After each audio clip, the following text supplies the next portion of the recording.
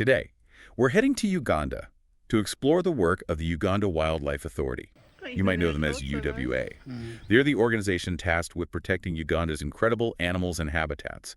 We're going to sift through some articles and reports to uncover the most fascinating aspects of their conservation efforts. You ready? Absolutely. Uganda's wildlife is truly remarkable, and the UWA plays a vital role in ensuring its survival. Okay, so the UWA website highlights the sheer diversity of species they protect.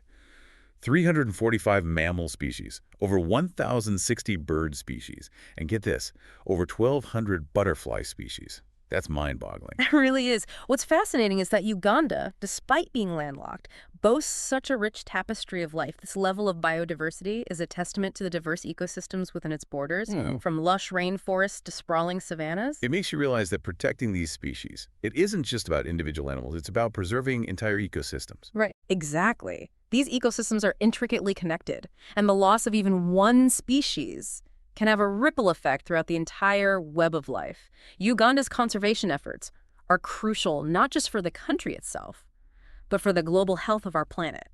Speaking of amazing places, the UWA website features Murchison Falls as their destination of the month. What makes this place so special? I'm picturing breathtaking waterfalls and tons of wildlife. You're spot on. Murchison Falls is where the mighty Nile River is forced through a narrow gorge, creating a dramatic drop that's a sight to behold. But it's not just the visual spectacle. The force of the water plunging through that gorge has shaped a unique ecosystem. Imagine the power it takes to carve through rock like that over millennia. Wow, that's incredible. It really puts the power of nature into perspective. And amidst that power thrives an abundance of wildlife. Murchison Falls National Park is home to elephants, giraffes, hippos, crocodiles. It's a classic African safari experience. Okay. I have to admit, the featured experiences section of the UWA website has me hooked. Gorilla trekking. Sign me up. That's a truly special experience. Fewer than 1,004 mountain gorillas remain in the wild, and over half of them reside in Uganda. It's a testament to the UWA's dedication to protecting these critically endangered primates. The site mentions something called habituation. What does that mean in the context of gorilla tracking? Habituation is a meticulous process where select gorilla families are slowly accustomed to the presence of humans. This is crucial for both the safety of the gorillas and the quality of the tourist experience. It's a gradual process, often taking years, but it allows for peaceful encounters with these magnificent creatures in their natural habitat. So it's not just about finding gorillas in the wild. It's about ensuring they are comfortable with human presence. That's really insightful. It makes the whole experience seem even more special. And it's not just gorillas. The UWA website mentions there are 5,000 chimpanzees in Uganda. That's correct. Kibale National Park stands out as the prime location for chimpanzee tracking, with nearly 1,500 chimps calling it home.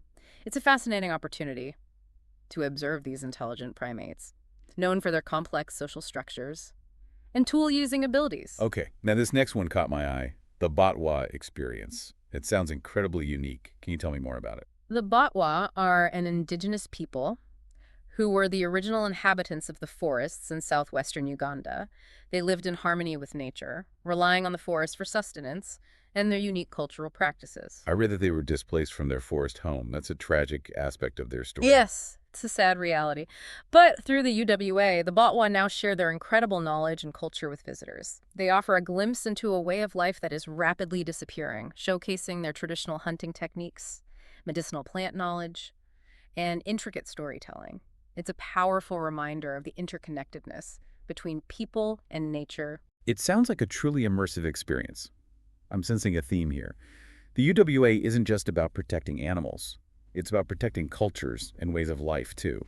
You've hit the nail on the head, and this holistic approach is reflected in their mission statement, which emphasizes partnership as a key element in conservation efforts. Great. Their mission statement states, to conserve, economically develop, and sustainably manage the wildlife and protected areas of Uganda, in partnership with neighboring communities and other stakeholders, for the benefit of the people of Uganda and the global community.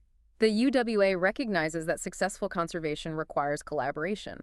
They understand that local communities who live alongside these incredible animals are crucial partners in protecting them. And that's not just a feel-good statement. Right? The website really dives deep into how the UWA integrates people into their conservation efforts. Absolutely. It's woven into every aspect of their work. They have revenue sharing programs that provide financial benefits to communities living near protected areas. They have collaborative management initiatives where communities actively participate in conservation decision making. And they even have strategies for managing problem animals that involve the community in finding solutions. Okay, I'm skimming the latest news section. And there are a few things that stand out. They're merging with the Uganda Wildlife Education Center, launching something called Open Park Days. And there's the Uganda Conservation Media Awards. There's so much happening. It's great to see an organization that's constantly innovating and adapting. The merger with the Uganda Wildlife Education Center is particularly interesting. It demonstrates the UWA's commitment to expanding its reach and impact. By combining forces, they can enhance conservation education efforts, conduct more in-depth research, and ultimately reach a wider audience. I'm curious about those Open Park Days. What's the idea behind them? It's a brilliant initiative designed to connect local communities with their natural heritage. On specific days, parks offer free or discounted entry, allowing people to experience the wonders of these protected areas firsthand. It sounds like a fantastic way to foster a sense of appreciation and ownership for these natural treasures. It does. What about the Uganda Conservation Media Awards? It sounds like they're giving recognition to those who highlight these important stories. That's right. The UWA recognizes the powerful role that media plays in shaping public perception and raising awareness about conservation.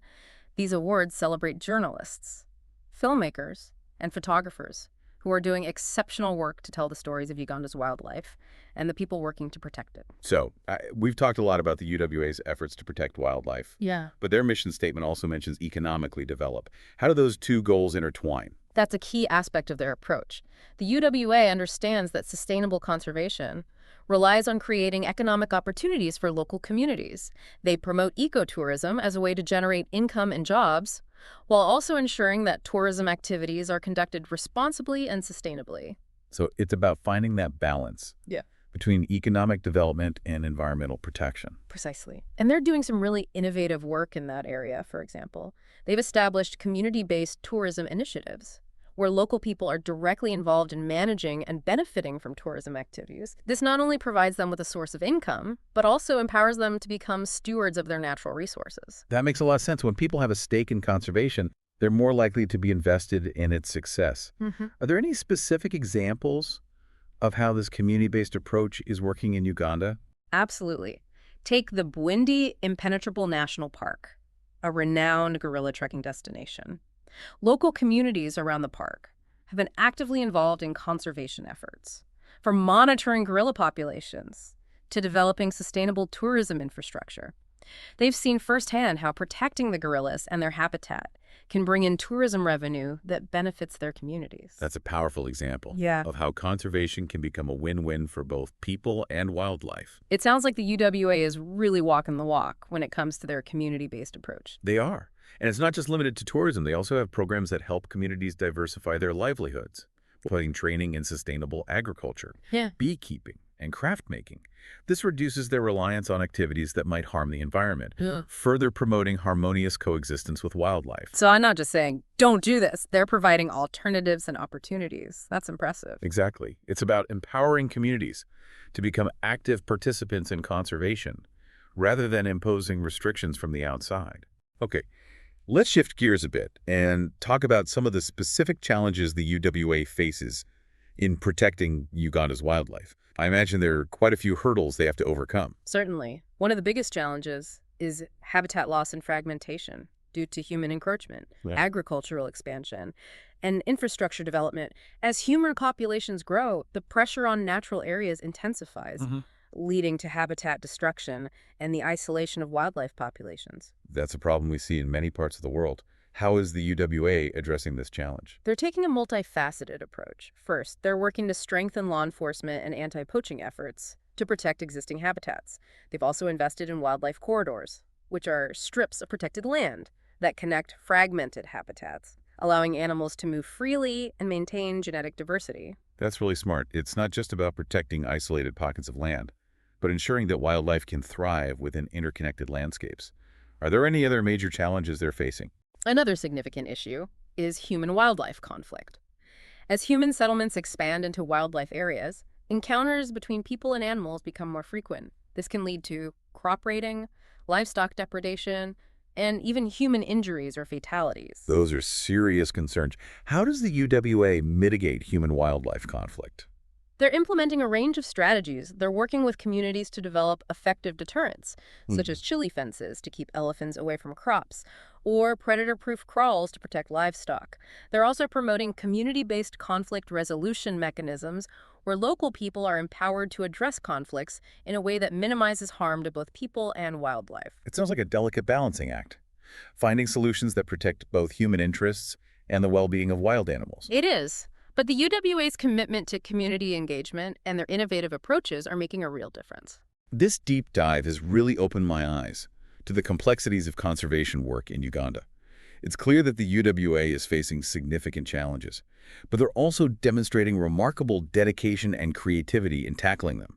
They're focused on community partnerships, innovative solutions, and a holistic approach to conservation is inspiring. I completely agree. The UWA is setting a great example for conservation organizations around the world, showing that protecting wildlife and empowering communities can go hand in hand. It's been a fascinating journey, exploring the work of the UWA. Their dedication to conservation is truly commendable. It's clear that protecting Uganda's wildlife requires a deep understanding of the interconnectedness between people, animals, and the environment. Absolutely. And that understanding is at the heart of the UWA's approach. They recognize that conservation can't be achieved in isolation. It requires collaboration, innovation, and a long-term vision that benefits both present and future generations. We've covered a lot of ground today, from the incredible diversity of species in Uganda to the UWA's innovative conservation strategies and their deep commitment to community involvement.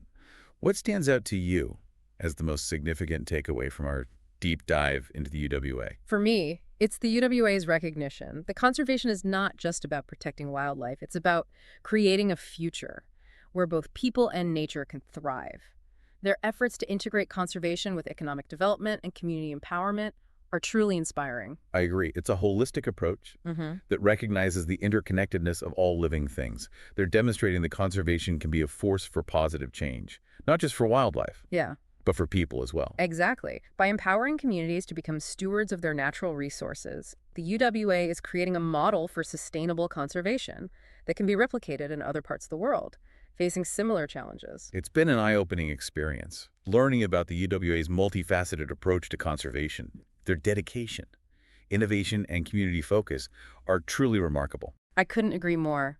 They're a shining example of how conservation can be a catalyst for positive social and environmental change. Well, I think it's safe to say that after this deep dive, I'm adding Uganda to my travel bucket list. The chance to experience the incredible wildlife and learn firsthand about their conservation efforts is irresistible. You won't be disappointed. Uganda is a truly special place, and the UWA is doing extraordinary work to ensure that its natural wonders are preserved for generations to come. A huge thank you to our listeners for joining us on this journey into the heart of Uganda's conservation efforts. We hope you've gained a deeper appreciation for the intricate balance between people, wildlife, and the environment. It's been a pleasure sharing these insights with you. As we sign off, we leave you with this thought. If you had the opportunity to visit Uganda, what aspect of its wildlife and conservation efforts would you be most eager to experience firsthand?